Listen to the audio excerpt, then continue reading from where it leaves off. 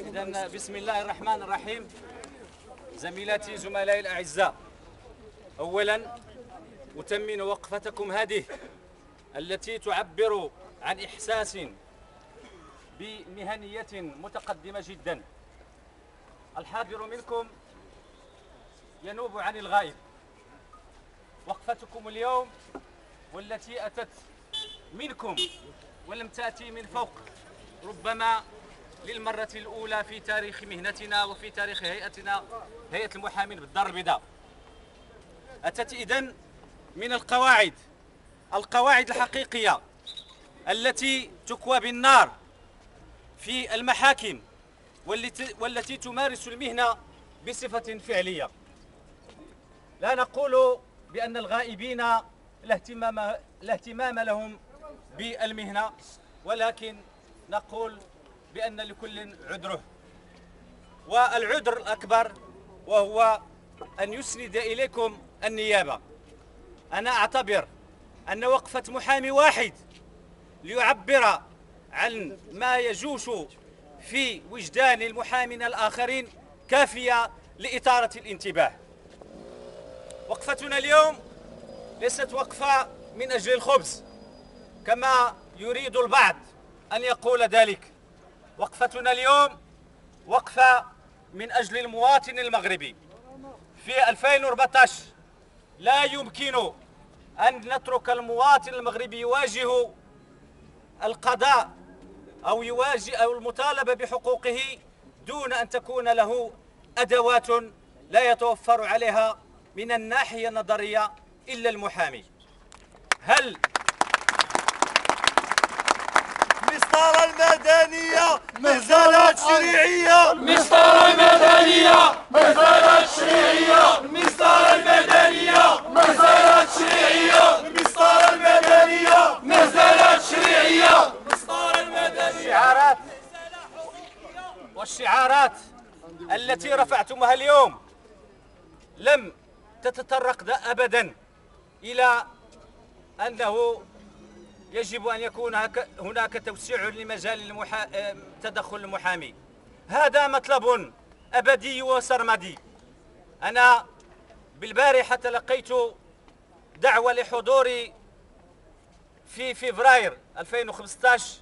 مع الأسف لن أكون نقيبا، ولكن سيمثل الهيئة من سيتولى شؤونكم، للاحتفال بالذكرى 800 ديال المحامين في بريطانيا العظمى.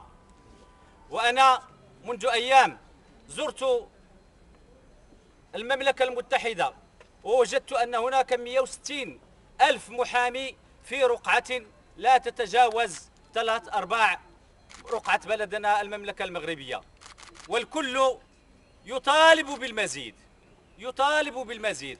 نحن نقول ماذا تغير في قانون المسطرة المدنية والمسطرة الجنائية؟ تغير شيء واحد، وهو المساس بمهام المحامي، وكذلك الحيلولة دون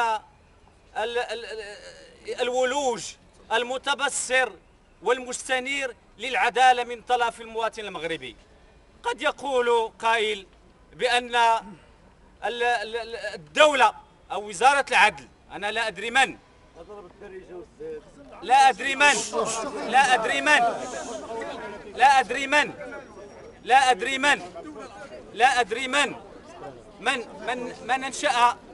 من سن هذه القوانين. أقول بأنه الآن فيه نوع من الاحتقار للمغاربة، لأنه في إطار القانون المقارن. أقول لكم بأن في تونس الشقيقة الفصل 105 من الدستور الأخير ينص على ما يلي. انظروا أيها الإخوة، كيف أيها الزملاء الأعزاء، كيف أن دستور الجمهورية التونسية في 2014 ماذا يقول؟ المحاماة مهنة حرة مستقلة تشارك في إقامة العدل والدفاع عن الحقوق والحريات.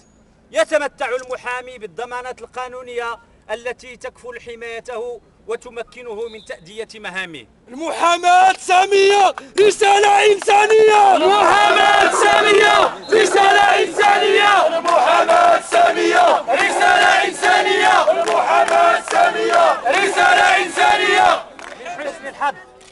من حسن الحظ أنني كنت أثناء مناقشة هذا الفصل بالضبط بتونس، وأسال كثيرا من المداد، ولكن المحامون التونسيون قالوا بأنه يجب دسترة مهنة المحاماة لأنها لا تشبه أي مهنة أخرى. مهنة المحاماة لا تقل شأوا عن مهنة الطب أو غيرها من المهن التي تقدم خدمة عمومية للمواطن المغربي. أيها الإخوان، أقول بأن وقفتكم اليوم، ولا أقول وقفتنا لأننا لم نقرر بعد ما هي أشكال النضال التي سنخوضها كرقيب وهيئة أو مجلس، ولكن الجمع العمومي اليوم قرارة تقف. هذه بداية ولن تكون نهاية. صامدون صامدون حتى الإصلاح والتغيير. صامدون صامدون صامدون صامدون للحقوق طالبون. صامدون صامدون للحقوق طالبون. صامدون صامدون للحقوق طالبون. صامدون صامدون للحقوق مطالبون. ورد في قصاصات الصحف في بداية هذا الأسبوع أو نهاية الأسبوع الماضي بأن هناك لجنة ستجتمع بوزارة العدل لإدخال 700 تعديل. ها هي التعديلات التي أريد أن تدخل على قانون المسطرة المدنية. لا تمس أبدا الجوهر المسطرة المدنية. هناك فقط من يقول بأن الواو هل هي واو العطف أو واو الإضافة أو واو المعية أو واو المعية، ولكن المشكل الحقيقي الذي يمس حقوق المواطن المغربي ولم يتطرق إليه أحد. هذه هي 700 تعديل كلها تقول بأنه الله يخليكم تقول فقط بأنه لماذا استثني القاصر. هل للقاصر أن يقيم دعوة؟ هل للقاصر أن يمثله أحد من الغير؟ هل للفضولي أن نسند إليه النيابة عن القاصر؟ هذا هو محتوى. هناك أيضا تعديل آخر يتحدث الفصل 34 إلى 37. لماذا التغيير؟ أقول لكم بأنه ليس هناك تغيير. نحن نطالب كحد أدنى أن نوقع على مسطرتنا المدنية. من يقرأ المسطرة المدنية التي يرجع أساسها إلى 1913 والتعديلات التي أدخلت عليها سنة 1974 ليست إلا تعديلات شكلية بسيطة. من يقرأ في فصل من فصول المسطرة المدنية بأنه المصلحة والأهلية والصفة، فأنتم تعتقدون بأن قراءة هذا الفصل الآن لا يمكن قراءة هذا الفصل بمثل ما قرأ به الفصل الآخر. هناك تعديلات. ما هي التعديلات؟ أولا لدينا المسودة التي قدمت إلينا في 22/5/2014 أثناء الاحتفال بالندوة الوطنية لندوة التمرين. ثم هناك تعديلات أخرى قيل بأن أدخلت تعديلات تغيرت فقط الفصول. 28 غشت. الآن البارحة فقط اجتمعت لجنة بوزارة العدل حسب ما قيل وأنه لإدخال 700 أو 800 تعديل. هذا كله أعتقد بأنه فيه نوع، لا أقول أنا أستحي أن أستعمل بعض العبارات ربما التي لا تليق لا بجمعكم ولا أن يسمعها أي مواطن مغربي. لذلك في الخلاصة أقول لكم بأنني أنا وإن لم أشارك كمؤسسة في هذه الوقفة وكان بإمكاني أن أشارك فيها كمحامي مهتم ومحامي يشتغل مثلكم في المحاكم، ولكني أنا مسرور جدا جدا جدا بوقفتكم الناجحة هذه، وأتمنى صادقا أن يعتبر أو أن يؤخذ بها بعين الاعتبار فيما يتعلق بالتعديلات التي نطالب بها. كلمة أخيرة، قيل بأن المحامون لم يقدموا أي تعديلات. هذا كله فيه نوع من الافتراء.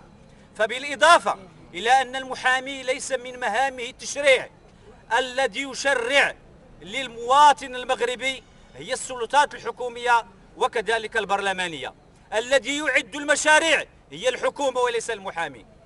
المحامي ممكن أن يبدي ملاحظات ويمكن له أن لا يبدي أي ملاحظة، ولكن المشرع يجب أن ينتبه إلى الخطر المحدق بالمواطن المغربي في تركه ليواجه مصيره بدون تعزيزه بدفاعه. المحاماة ستبقى صامدة، أحب من أحب وكره من كره. عاشت المحاماة حرة مستقلة. صامدون صامدون للحقوق طالبون. صامدون صامدون للحقوق طالبون. صامدون صامدون.